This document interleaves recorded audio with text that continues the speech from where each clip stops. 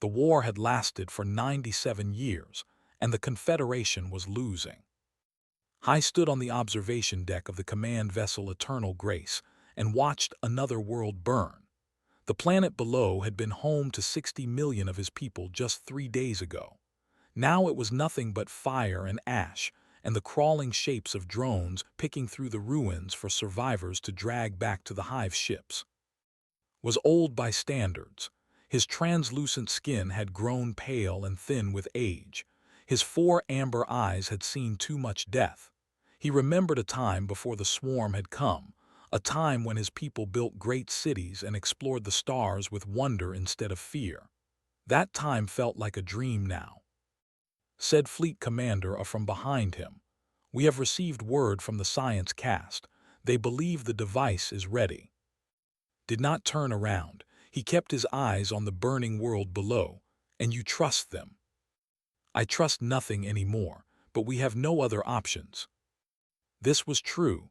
The fleet had been reduced to less than 100 vessels. They had thousands. Every battle ended the same way. They fought bravely and died quickly, and the swarm moved on to the next system. It was not a war anymore. It was an extinction. The device I spoke of had been found in the ruins of a civilization that had died long before they learned to walk upright. The science cast had spent decades studying it and had finally determined its purpose. It was a beacon, a signal that could reach across the entire galaxy and beyond. The ancient texts that came with it spoke of warriors from a distant world, beings of terrible power who could be summoned in times of desperate need. The texts also carried warnings.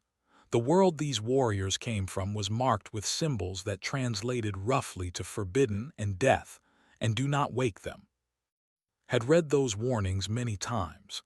He had debated with the council for months about whether to activate the beacon. Some argued that summoning unknown aliens was madness. Others pointed out that they were already facing extinction, and madness was all they had left. In the end, the decision was simple: die with certainty or risk the unknown. They chose to risk. "Activate it," said quietly. The beacon fired from a research station hidden in the outer reaches of space. It sent a pulse of energy outward in all directions, carrying a message encoded in mathematics and images and sound. The message was simple: "We are dying. We need help. Please come." Then they waited. 3 weeks passed. They continued their advance. 2 more colony worlds fell. The council began to lose hope that anyone had heard their call or that anyone would answer even if they had. Then the sensors lit up. Was in his quarters when the alarm sounded. He rushed to the command deck and found a staring at a display screen with an expression he had never seen on her face before. It took him a moment to recognize it as fear. "What is it?" he demanded. Pointed at the screen. "Ships, hundreds of them, they just appeared at the edge of the system." Looked at the display. The sensor data showed a massive formation of vessels dropping out of faster-than-light travel. They were not. The energy signatures were completely different. The ship designs were blocky and angular, and made of solid metal rather than the organic hulls the swarm used. "How many?" asked. 437 confirmed. More are still arriving. 400 ships. The entire fleet was less than 100. Whoever these newcomers were, they had brought an armada. "They are hailing us," said the communications officer. "Put it through." The main flickered, and then displayed an image that made everyone on the command deck take a step backward. The being on the screen was bipedal with 2 arms and 2 eyes set in a forward-facing position like a predator.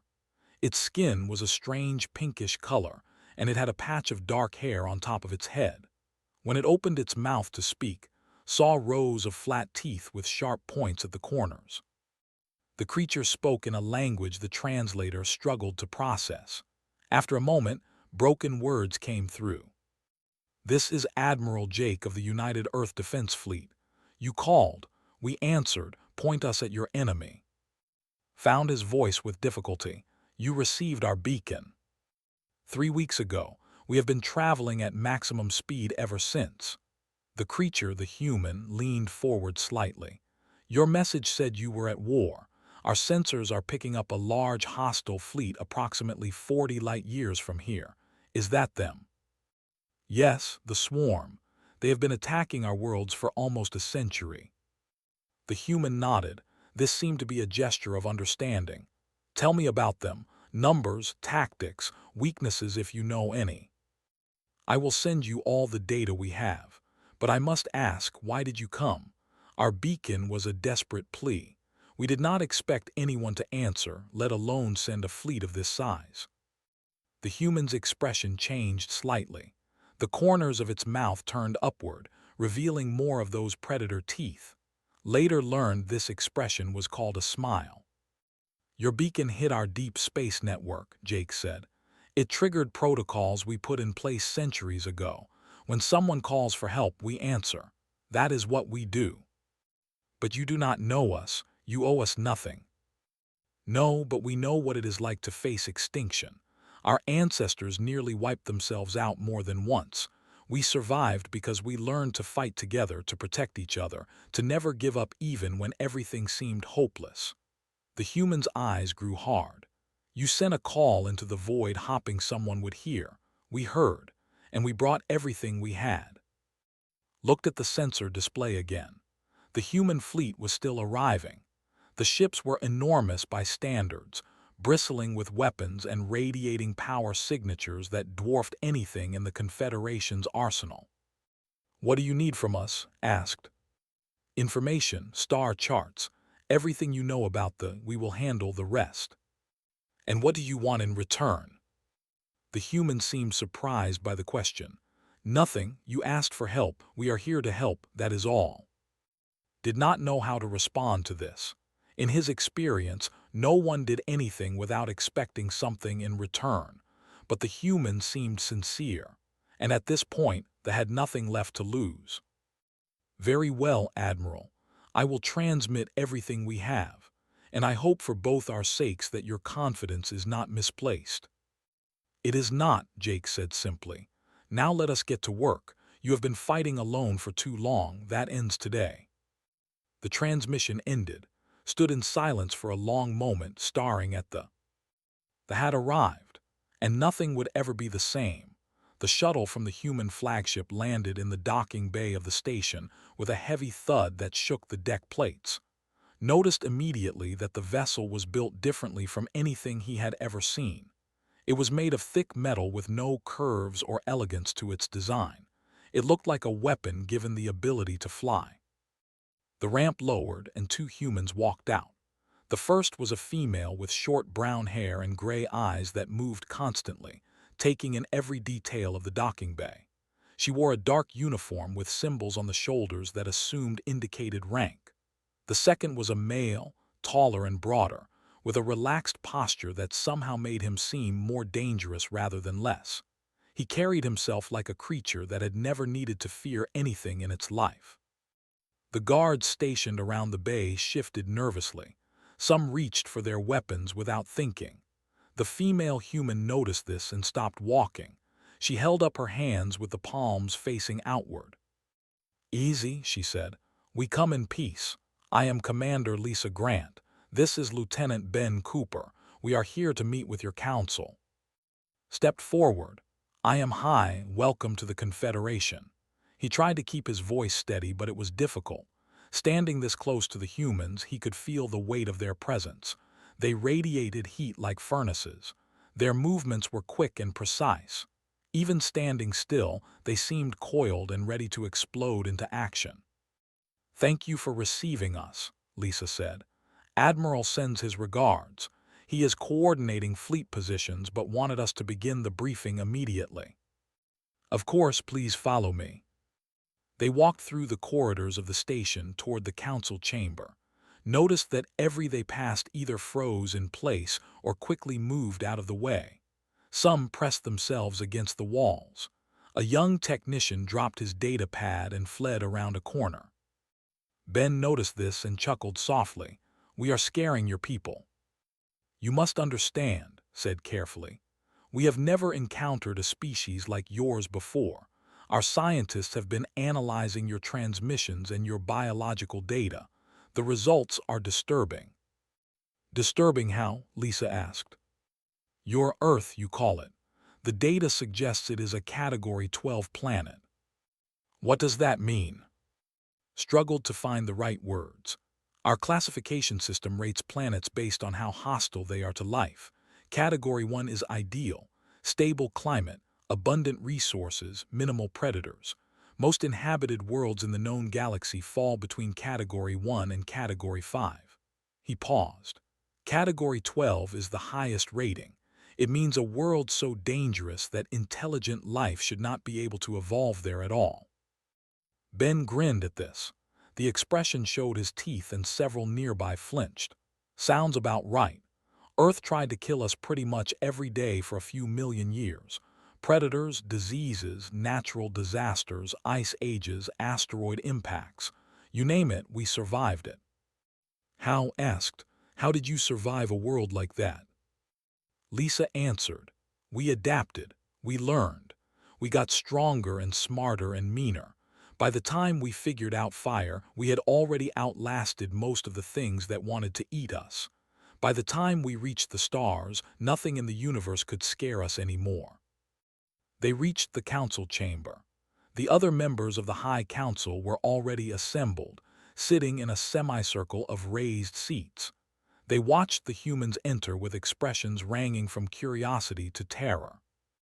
Lisa and Ben stood in the center of the chamber. They did not seem intimidated by the arrangement. If anything, they looked bored.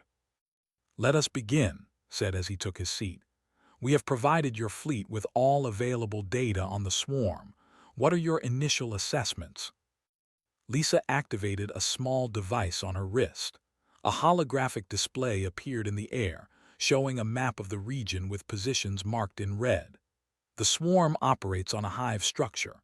Multiple queens coordinate through some kind of psychic link. Kill a queen and the drones in her command lose cohesion. Kill enough queens and the whole swarm falls apart. "We know this," said Elle from her seat. "We have tried to target the queens many times. Their ships are too well protected. Our weapons cannot penetrate their defenses." "Ours can," Ben said simply.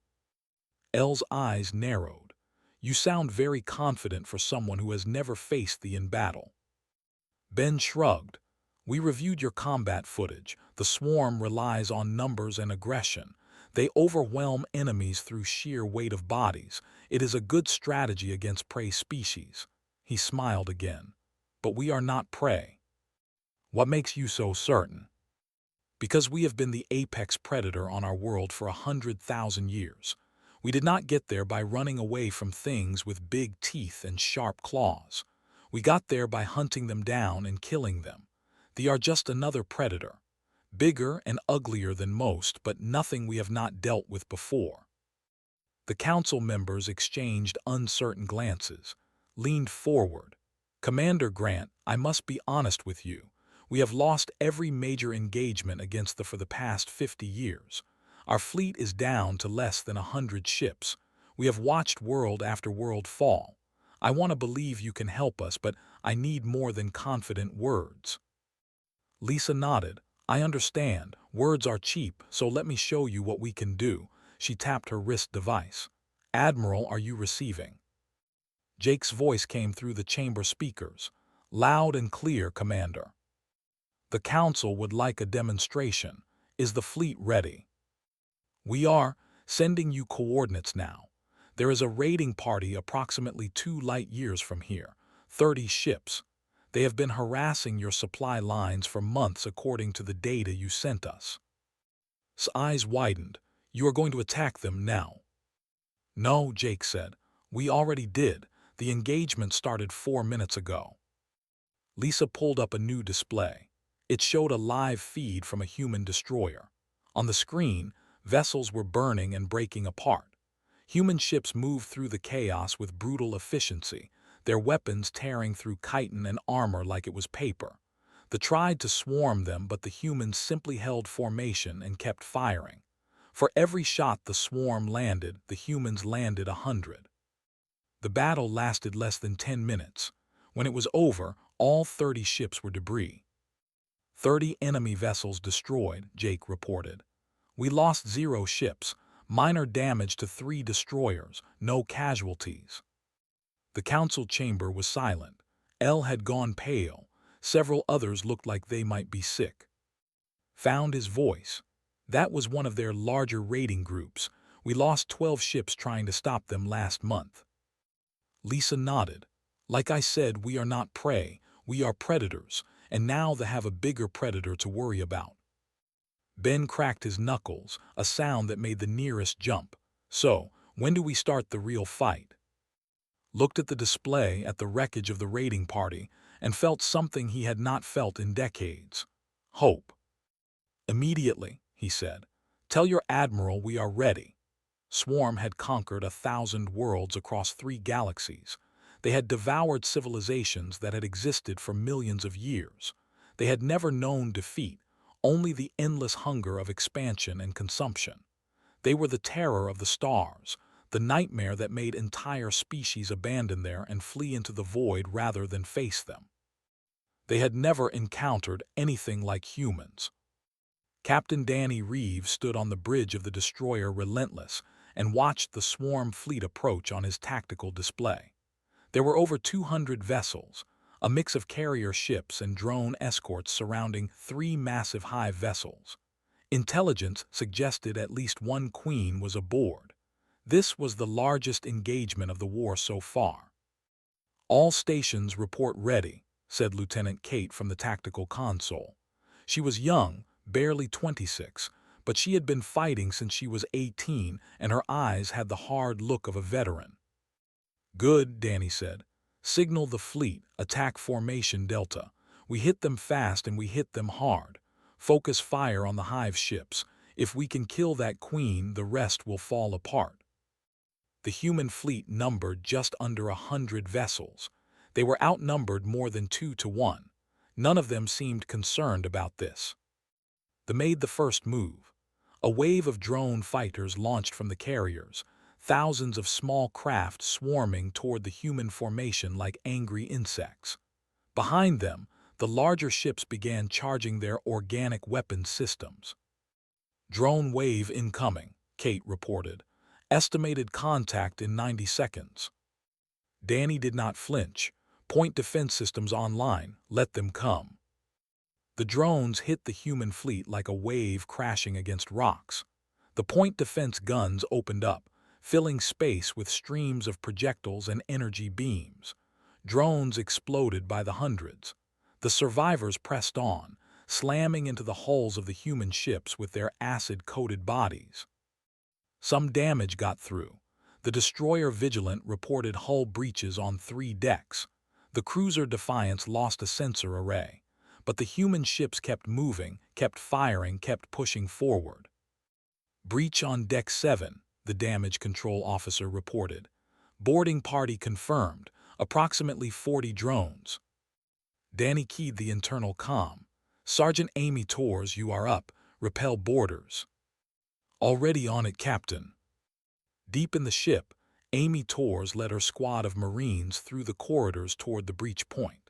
She was 32 years old with scars on her arms from a dozen engagements and a calm expression that never changed no matter how bad things got. Her squad moved behind her in tight formation, their rifles up and ready. They found thee in a cargo bay. The drones had torn through the hull plating and were spreading out, their mandibles clicking as they searched for prey. They were nightmarish creatures, 6-legged with armored carapaces and multiple eyes that glowed with alien hunger. Amy did not hesitate, opened fire. The Marines moved like a single organism. They had trained for this. They had fought in conditions that would break most species. They were fast, but the humans were faster. They had claws and acid spit, but the humans had rifles that could punch through armor and grenades that turned corridors into kill zones. The battle lasted 11 minutes. When it was over, 40 drones lay dead and not a single Marine had fallen. Amy wiped ichor from her visor and keyed her comm. Bridge, this is Torres. Deck 7 is clear. Send a cleanup crew. Confirmed, Sergeant. Good work. Back on the bridge, Danny watched the main engagement unfold. The human fleet had pushed through the drone screen and was now engaging the capital ships directly. The destroyer Relentless fired a full broadside into a carrier, its tearing through the organic hull and detonating the ammunition stores within. The carrier split apart in a flower of fire. Target destroyed, Kate reported, shifting to secondary target. They were beginning to realize they were losing. Their command structure started sending new orders, trying to reorganize their formation, but the humans did not give them time. Every moment of hesitation was punished with devastating fire. Aboard an observation vessel positioned safely behind the battle line, Hai watched the engagement with growing disbelief. He had seen many battles in his long life. He had never seen anything like this.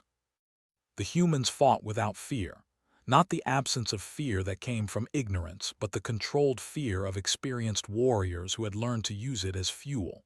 They took damage and kept fighting. They lost ships and pressed the attack harder. When a boarding party breached the cruiser horizon, the human crew did not panic or flee. They grabbed weapons and met the invaders in the corridors. And they won. How are they doing this? Elle asked from beside him. Her voice was barely a whisper. Shook his head. I do not know, but I am beginning to understand why the old texts warned against waking them. The battle reached its climax when a human strike force broke through to the central hive ship. The heavy cruiser Hammer of Earth led the assault, its forward batteries blazing as it carved a path through the defenders. Behind it came a dozen destroyers, pouring fire into the hive ship's weakening shields.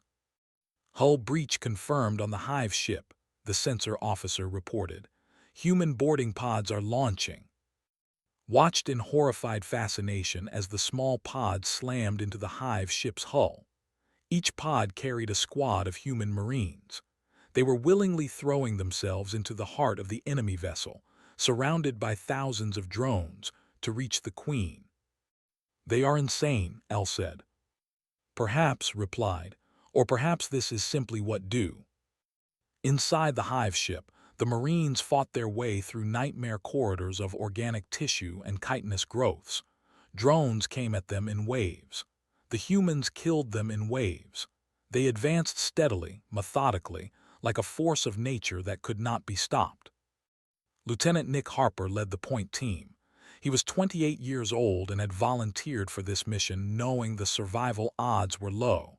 He did not care. This was what he had trained for. This was what humans did. They found the Queen in a central chamber, a massive bloated creature surrounded by her elite guard. She screeched commands, sending her warriors rushing toward the intruders. Nick raised his rifle. Light her up. The battle lasted 2 minutes. The Queen died screaming. Outside, the effect was immediate. The ships lost coordination. Drones stopped fighting and began wandering aimlessly. Vessels collided with each other.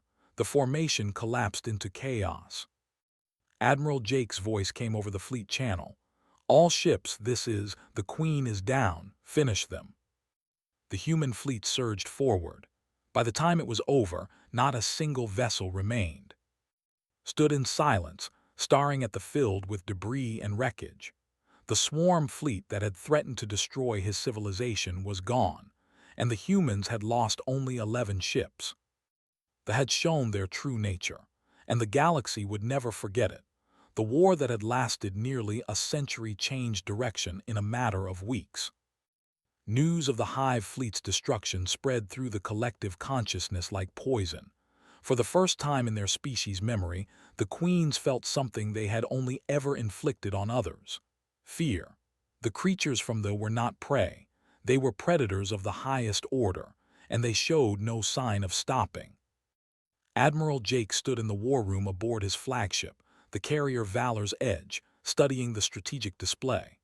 The holographic map showed the entire region, with territory in blue, territory in red, and contested zones in yellow. 3 weeks ago, the map had been mostly red. Now the yellow zones were expanding rapidly as human forces pushed the swarm back on every front. "Intelligence reports confirm it," said Commander Chris Palmer, handing Jake a data pad.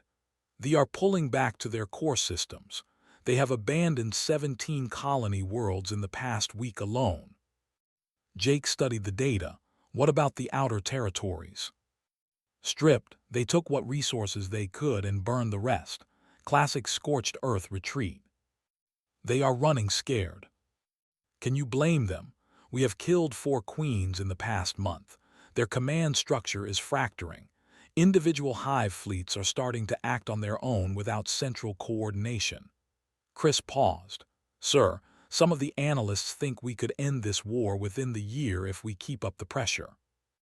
Jake nodded slowly, but his expression remained serious.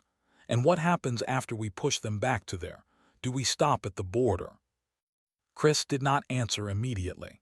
They both knew what waited in core territory. Millions of enslaved species, billions of beings reduced to livestock or labor, worlds stripped bare to feed the endless hunger of the swarm. "That is above my pay grade, Admiral." "No, it is not. I want your opinion." Chris took a deep breath. "If we stop at the border, they will rebuild. Maybe not this generation or the next, but eventually. They are patient. They have been expanding for millions of years.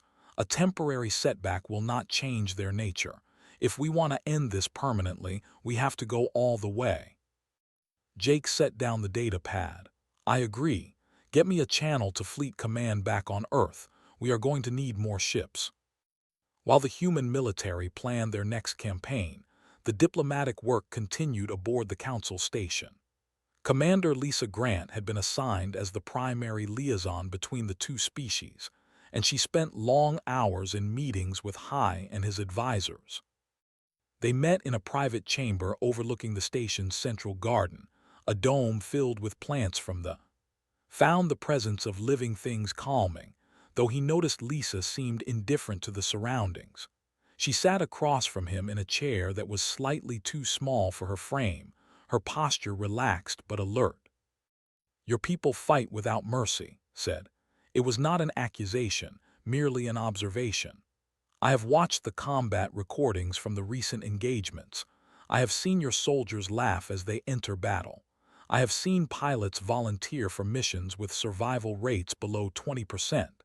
I have seen wounded Marines refuse evacuation so they can keep fighting." Lisa considered this. "Mercy is a luxury, Anna. Our ancestors learned early that hesitation gets you killed. When a predator is trying to eat you, you do not negotiate. You do not show restraint. You fight until it is dead or you are." "But they are not predators trying to eat you. They are an enemy in a war that was not yours to fight." "It became ours when you called for help." Lisa leaned forward slightly. "Let me tell you something about humans. We are not a peaceful species. We have spent most of our history killing each other over land, resources, ideology, religion, sometimes for no reason at all. We have invented weapons capable of destroying entire planets. We have come within moments of wiping ourselves out more than once." His eyes widened. "This does not sound like a recommendation." "It is not, but it explains why we are so good at war. We have practiced it endlessly. We have refined it into an art form. Every generation produces new warriors who are better trained, better equipped, and more ruthless than the generation before." She paused. "When they attacked your people, they thought they were facing another prey species. They were wrong. They summoned something far more dangerous than themselves." "And what happens when the war is over? What will your people do then?" Lisa smiled slightly. "We will go home, build, grow, explore. The universe is vast and there is so much we have not seen yet. War is what we do when we must, not what we are." "I want to believe that." "Then believe it. We did not come here to conquer you. We came because you asked for help, and helping is the right thing to do." She stood up and walked to the window, looking out at the garden. "My grandmother used to tell me stories about Earth's history. There was a time when our nations fought each other constantly, when we divided ourselves into tribes and competed for dominance. But eventually we learned that cooperation was more powerful than competition. We united. We reached for the stars together, joined her at the window, and the violence stopped. The internal violence mostly, but we never lost the capacity for it. We just learned to direct it outward, toward threats that endangered all of us. She turned to face him. They are a threat to everyone, not just your people but every species in this region. They will keep expanding and consuming until there is nothing left, unless someone stops them. And you intend to be that someone. We intend to finish what we started, but we will not do it alone. Lisa reached into her uniform and pulled out a small device. She handed it to. This contains technical specifications for weapons, shields, and ship designs. Everything you need to upgrade your fleet to human combat standards. Looked at the device in his hands.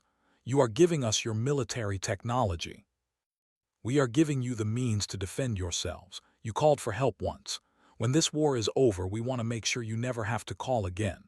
She placed a hand on his shoulder, a gesture that would have seemed threatening from a human but somehow felt reassuring. The galaxy is full of dangers. They are just one of many. You cannot rely on us to fight every battle for you. You need to become strong enough to face whatever comes next. Closed his fingers around the device. Why? Why help us become stronger? We could become a threat to you someday. Lisa laughed. It was a warm sound, completely at odds with the predator image had formed of humans. You could, and maybe someday you will be powerful enough to challenge us. But I would rather have strong allies than weak dependents. A universe where every species can defend itself is safer for everyone. That is surprisingly idealistic for a species that describes itself as violent and warlike. We are complicated creatures. We carry the capacity for great destruction and great compassion in equal measure. The trick is learning which one to use and when. She headed for the door, then paused. Get your engineers working on those specs. When the next phase of the war begins, I want ships fighting alongside ours. Watched her go. Then he looked down at the device in his hands, holding the key to transforming his people from prey into predators. They had given them a gift. Now it was time to prove they were worthy of it. The final battle for the began at dawn by Galactic Standard Time. 800 human ships and 200 newly upgraded vessels dropped out of faster-than-light travel at the edge of the system. They faced the largest concentration of forces ever assembled. Over 3,000 hive ships surrounded the swarm's original planet, the world where the first queen had spawned millions of years ago. The remaining queens had gathered here for a final stand. They knew that if they lost this battle, their species would be finished. Admiral Jake stood on the Bridge of Valor's edge and studied the tactical display. The enemy numbers were daunting, but he had faced worse odds in simulations. The key was the queens. Kill them and the swarm collapsed. Simple in theory, bloody in execution. All ships report ready, Commander Chris Palmer said. Good, signal the fleet. We go in hard and fast. Priority targets are the hive ships. Marines will handle the ground assault once we achieve orbital superiority. Jake paused. This ends today. The battle began with a human torpedo barrage that lit up the void like a second sun.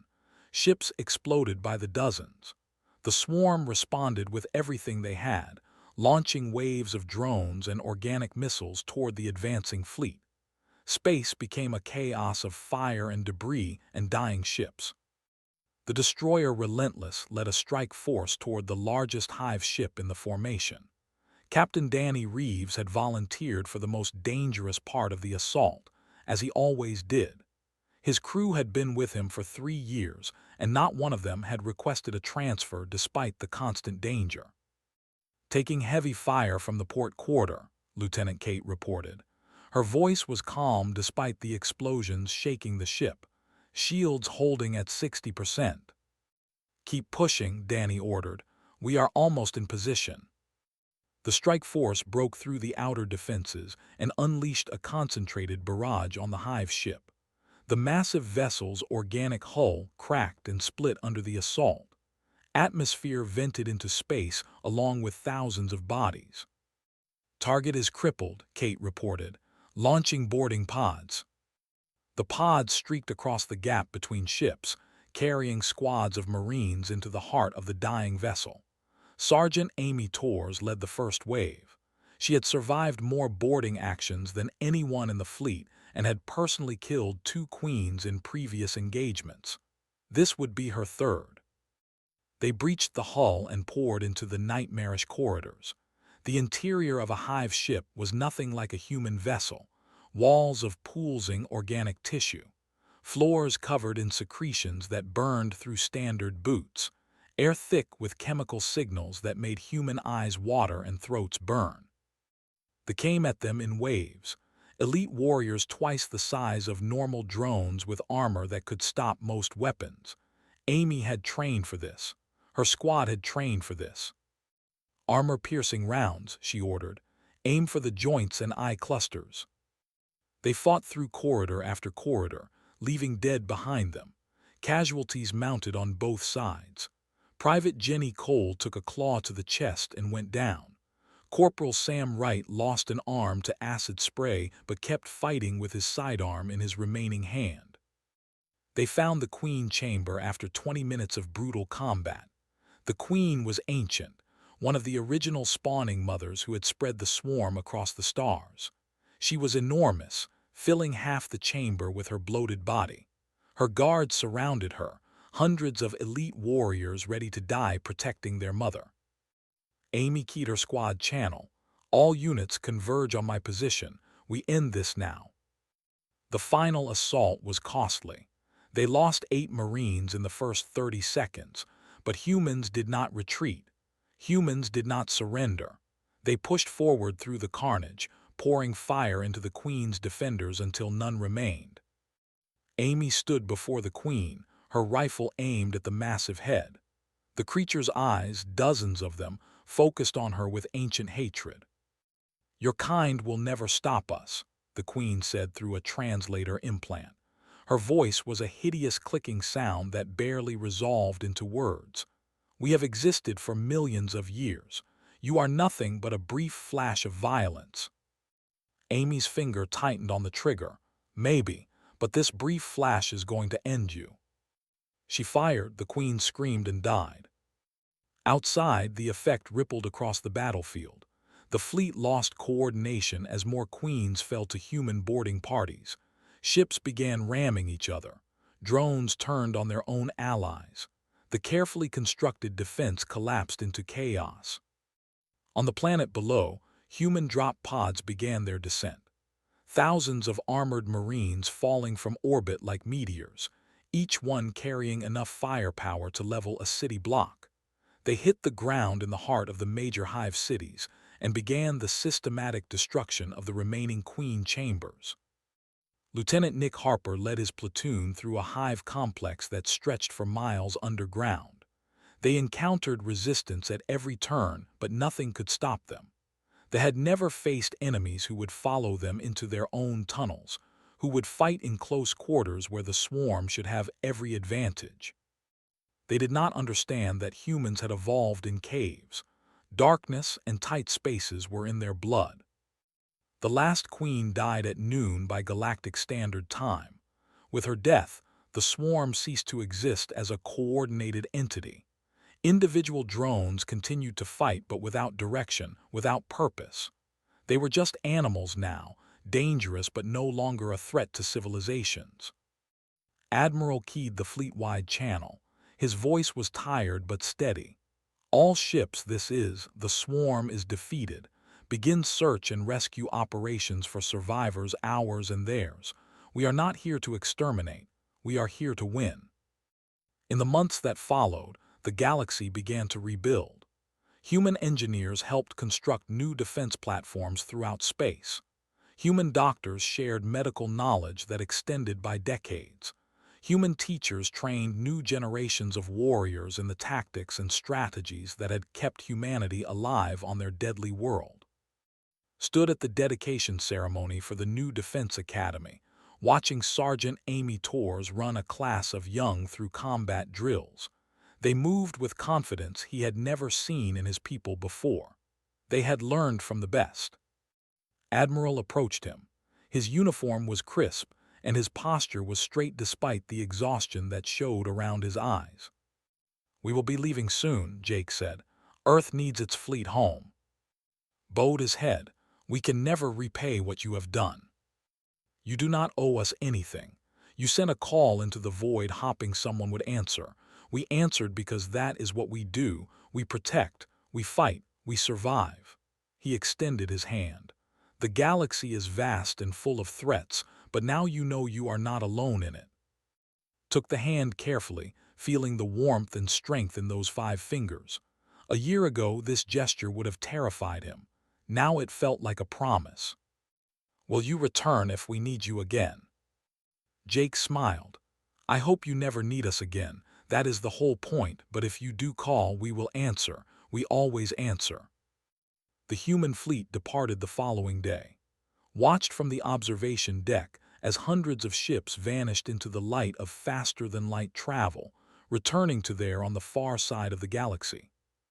They were alone again, but they were not the same people who had sent that desperate beacon into the void. They were stronger now, wiser, more dangerous. They had given them more than victory. They had given them hope, knowledge, and the understanding that prey could become predators if they had the will to change. The galaxy would face other threats. Other enemies would rise to challenge the fragile peace, but they would be ready. And somewhere out there, watching from the far side of the stars, the humans would be ready too. The legacy lived on.